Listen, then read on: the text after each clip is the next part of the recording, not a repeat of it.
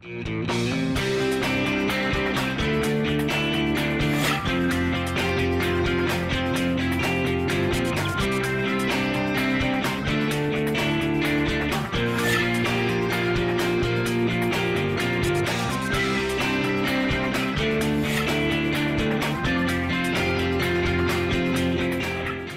I'm Avery Davidson. And I'm Kristen Oaks-White. Thank you for joining us for This Week in Louisiana Agriculture, the only TV show bringing Louisiana farmers and consumers together every week.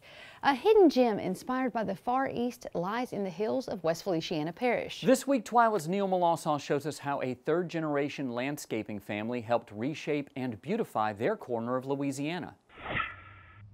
The Imahara Gardens at Hemmingbow are a labor of love. That labor comes from 84-year-old Walt Imahara, a second-generation landscaper whose family moved to the U.S. at the turn of the 20th century. They kept their roots intact, carefully building the stroll garden one snip at a time. So he gave us a piece of property next to the water, and we had to do a lot of work there to get it prepared. Walt is used to doing the heavy lifting around here. He was a collegiate and Pan Am weightlifting champion in the 60s and 70s. He says his desire to succeed is an asset on the racks and in the landscaping business. There's no such thing as planting an ornamental plant in your yard that you cannot trim. You have to trim it because here, the nature of the growth. So in the holly family, boxwood family, juniper family, everything's kept low by pruning. The attention and eye for detail is part of what makes their landscaping business so successful and is definitely present here at the gardens. In 2020, I shot this at the Heian Garden in Kyoto, Japan. An echo of it is present here in St. Francisville, Louisiana. My father always talked about the odd numbers that he uses in his Japanese design of plant material. Why do you make a three-tier topiary? And he told the people here in Baton Rouge, it's called heaven, man, and earth. It doesn't what religion you're in. There's still heaven, man, and earth. Okay, and all of a sudden, the homeowner took pride in it. Prominent in the garden is the family monument. The inscription is to Walt's great-uncle who died in a war in the 19th century. The monument survived World War II, but wasn't going to survive neglect. The blast of the Hiroshima, this is right outside Hiroshima. And there's a hill there, and the blast went over the hill. The Buddhist temple survived, and a few monuments there survived. 50 years later, they're going to remove the monument. Now, every time we go back, we look for it, but it's one monument, hundreds around, but this one is not cared for, dirty, and it's leaning. There's no flowers, okay, and the Buddhist priest that lived there on the site said no one has come visit it for 50 years, so they're going to destroy it. So we made all the efforts and we brought it back to Louisiana a few years ago. The Imahara family bell here is a Western touch that Walt says has been at their properties for a while and is for couples to have good luck as they ring it. And we want to ring it 3 times, okay? And with that in mind, we want to be heard in heaven, okay? And the bell is like the monument. You cannot build a structure over it, okay? Because we're going to put a structure over the monument, and the first thing my Japanese friends said, no, you can't do that. It's got to point to heaven. The combination of East and West is part of the harmony that governs both the Imahara landscaping and what they want to contribute to the world. And like my father used to say, when you enter the world, nature and peace, okay, and you leave the old world behind. Walter's niece Wanda Chase runs the family's landscaping business. Sadly, the day before I shot this story, her father passed away, and we want to offer our condolences to the Imahara family. Now, to find out more about Walt's story or to utilize their landscaping yourself, we'll link you over to our website at twilatv.org. And guys, this really had a good opportunity for me. I kind of had an error. I ran out. I didn't get the audio the first time around, so I had to go back out, and I went to their family's museum they have there on Perkins Row at their business. And their father has all kinds of poetry carved into wood, really. Wow. And as well as all of Walt's trophies from weightlifting and all of their family history from, all the way from California to the World War II internment camps all the way through modern day. And then this is the second story you've done with them. I mean, the first one 20 years ago. Yeah. What was that like going back and meeting with them again? It was fun. It was great to see all of them before. I was going to have Wanda on, of course, but you know, it's their business is so integral to Baton Rouge, as well as the fact that, you know, Cortana Mall is being demolished right now here in Baton Rouge. Well, they were the ones who originally landscaped it all those years ago in the 70s. That's crazy. Story right up your alley. I could not have written a better one for you to do. Thank you. Thanks so much, Neil Melanson. Well, landscaping companies like the one owned by the Imaharas depend heavily on wholesale nurseries to supply them with the plants that we love to see in our yards. But what happens when disaster strikes the region where many of those nurseries are located? Plants are destroyed and business owners scramble to stay afloat. That's why Senator Bill Cassidy visited Forest Hill during a recent trip through the state. As TWILA's Carl Wiggers shows us, he's working with these nursery owners to keep their businesses alive and help bring the relief they need. 2020 and now 2021 have been tough on folks in the nursery industry. First, Hurricane Laura devastated crops and facilities in August of 2020. Then unprecedented freezing damaged crops just weeks before spring shopping began. That's why Senator Bill Cassidy is in Forest Hill meeting with nursery owners today. And right now, the help from the federal government has not been quite what it should be. Some programs have worked well. I gather PPP has worked reasonably well for those who access. But in terms of the relief after the winter storms, that's been lacking. And that's one thing we're going to look at, see if we can't make it better. One person hoping for better news is Juan Garcia, co-owner of Faith Nursery in Forest Hill. You know, because everybody, we was in the same situation. We lost inventory, we lost structures, you know, and everybody's a little bit in panic, you know, about this. They are in panic because many of the men and women around this table are without inventory and have damaged structures with no relief in sight. However, Senator Cassidy says relief is on the way.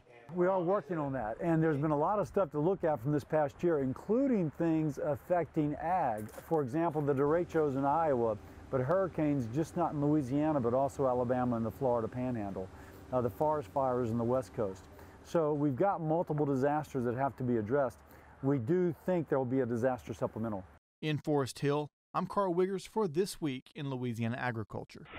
Now, as of this week, nursery owners are still working to get clarity from state and federal agencies on how to fill out forms designed for row crop producers. We'll update this story in the coming weeks. In the meantime, please visit these nurseries in central Louisiana and support them. Now, more than ever, shopping local could help to keep these folks in business. Well, it's time now for a fundraiser benefiting a pretty darn good cause. The Vermilion Parish Young Farmers and Ranchers are hosting the second annual party at the Red Barn. The event will feature live and silent auctions, a cash bar, a cochon de lait, and plenty of jambalaya and alligator sauce piquant to feed you and the friends you bring along. Money raised at the event will benefit the Dwayne Zonbrecker Scholarship, the Louisiana Farm Bureau Foundation Linda and Wayne Zonbrecker Scholarship, which is a statewide offering, the Louisiana Ag in the Classroom Foundation, and the Vermilion Parish Young Farmers and Ranchers. Last year's inaugural event raised more than $32,000. This year's event will happen on May 8th from 6 to 11 p.m. at the Louisiana Cattle Festival Barn in Abbeville, Louisiana. Advance tickets are $10 and tickets at the door just $5 more at $15. We'll have a link to all of this on our website at twilatv.org. And I remember the video Carl brought back last year. It was a great event. Looks like this one's going to be pretty huge as well. It looked like a great event and supporting a wonderful cause. Absolutely. So the LSU Ag Center Food Incubator has recently opened a brand new bottling facility. The incubator specializes in developing emerging food ventures and provides technical support during the often difficult startup period. TWILA's Jennifer Finley takes us to the facility to see how this upgrade advances the incubator's mission. This is where the bottles are cleaned. These are our student workers. When they graduate, they'll have the real life experience of producing product for companies. So they're ready to go when they leave here. My name's Gay Sandoz, and I'm director of the Food Incubator at LSU Ag Center.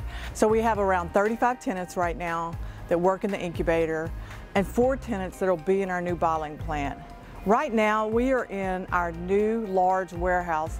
These are supplies for our bottling plant and our incubator tenants. They're growing so fast, they're ordering in pallets, and we're just processing, making products, sending them out to the grocery stores. Our bottling plant here is fully automatic, state of the art. and it'll produce up to 25,000 bottles a day. So this is going to enable companies like Sal and Judy's, who are here today, because their co-packers shut down because of the COVID virus. My name is Joe Impastato. I own Impastato Family Wholesale, which also includes Sal and Judy's products. We're here at the LSU Ag Center. We're blessed and fortunate enough to where we're manufacturing our salad dressing here that we've been out of stock on because of COVID shutdowns. And they're helping us out. We're getting a lot of work done. We started out as an economic development center, and we help entrepreneurs get started in the food business. I mean, it's been a lifesaver for us. You know, they have a very nice, clean facility. A great staff. So we have a simple product. It's clean, all natural. They have the right equipment here that we're able to manufacture it with, and they've been just really great to us. So yeah, it's been a fantastic marriage, I'd say. So we started off small in a lab on campus, and the first day we opened 6 months later, we had 10 food businesses wanting to start. So it grew from there. We have Hanley's that's here. Everyone's heard of them in Baton Rouge.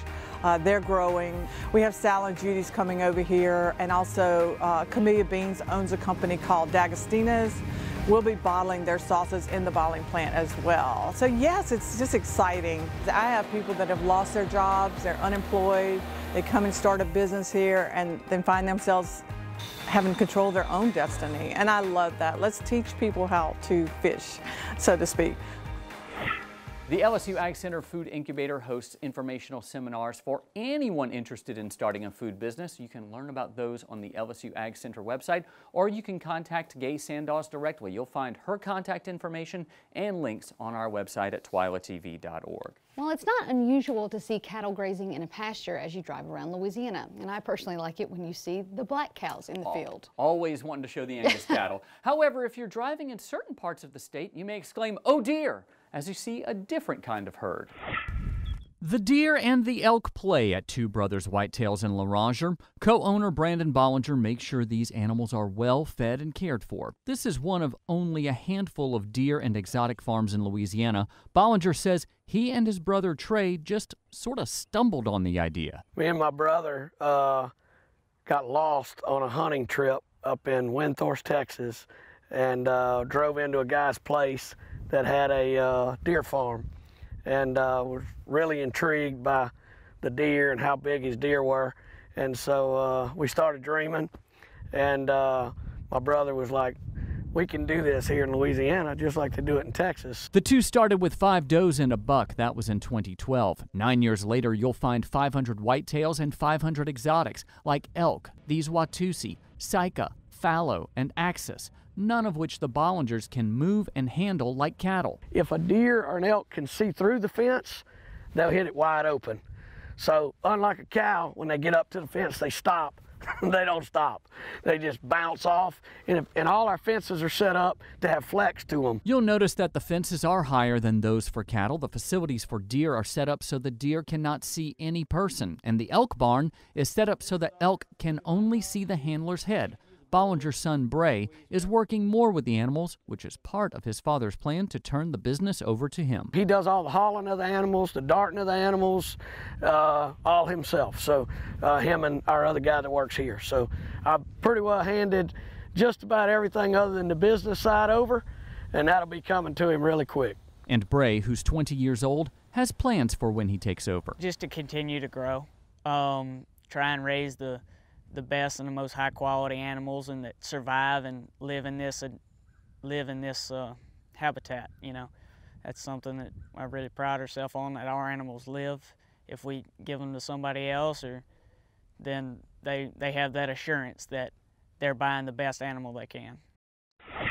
While Bollinger says the deer and exotics business is lucrative, it was not insulated from the pandemic. He says prices for white-tailed deer dropped by 50% once COVID-19 hit. And Kristen, it's just neat to see this kind of an operation and how they have to have so much specialized. You can't do it like you do cattle. That's true, and it's actually, do you know, and I know this since you know that I had, probably shouldn't talk about it, but we don't have her anymore. We had a deer in our backyard for quite some time. Mm-hmm. But did you know that they are more closely related to a goat?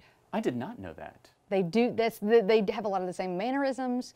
Their makeup is a lot the same. Genetically, they're very close to a goat. Your knowledge of trivia is not bad. Well, jeez. Do you have some old kitchen artifacts sitting around your house that you don't really know what to do with? If so, we may have just the place for you to donate them. In this week's Ag Minute, our friends at the Southern Food and Beverage Museum show us a few recent contributions made to the museum and tell about their rich history. Greetings from the Southern Food and Beverage Museum. I'm Brent Rosen, Museum President, and for this week's Ag Minute, we wanted to talk to you a little bit about what kind of artifacts can you donate to the museum. We are always looking for more interesting things that represent Southern food, and we pulled together a couple of things we were donated this week from Lafayette, Louisiana for you to take a look at.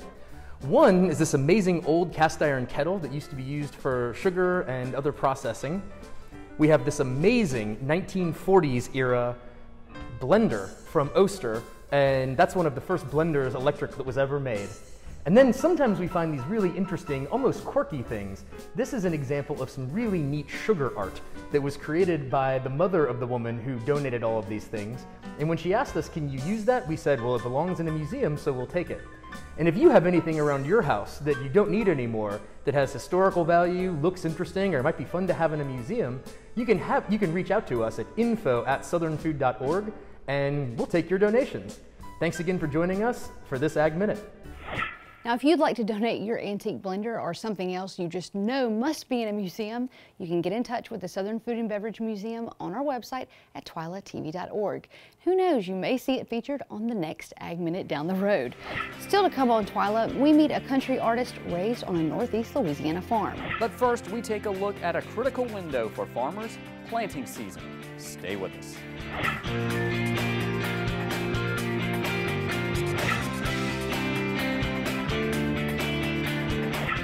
Though it's been stormy across most of Louisiana this week, the few weeks before that have had nice weather for Louisiana farmers looking to get their corn and soybean crops in the ground. And considering our own Carl Wiggers has a soft spot for those crops, it should be no surprise he found a beautiful day to capture some video from the Louisiana Delta of the planting and fertilizing underway.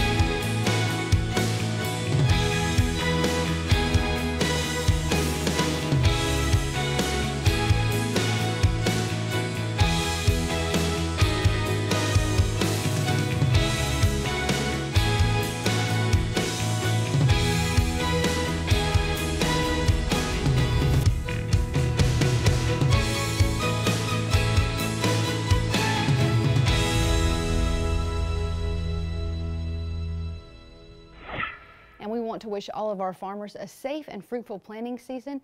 And as they say in the Hunger Games, may the odds ever be in your favor. And may the force be with you, since I'm a Star Wars geek. We need whatever help we can get.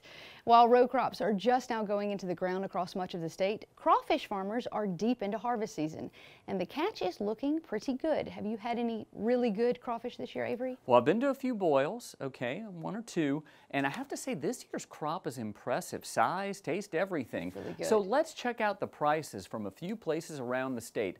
In my hometown of New Iberia, you can visit Freeman's Magic Dust Crawfish Express, which is just a couple of blocks away from where I grew up, and get live crawfish for $2.85 a pound. If you want them boiled, those will cost you $4.75 a pound. In Mamou, you can get crawfish from B&L Seafood Market for $2.25 per pound live and $3.99 a pound for boiled. Op's Cajun Crawfish in Marksville has crawfish for $2.50 a pound live, and for boiled you can get them for $4.25 a pound. As always, call before you head out. Make sure to check those prices as they can kind of change near the weekend. Thanks to our friends at the Louisiana Crawfish Promotion and Research Board, which reminds you to always eat Louisiana crawfish, and if you're not sure, ask before you eat. Still to come on TWILA, from the country to a country star. Stay with us.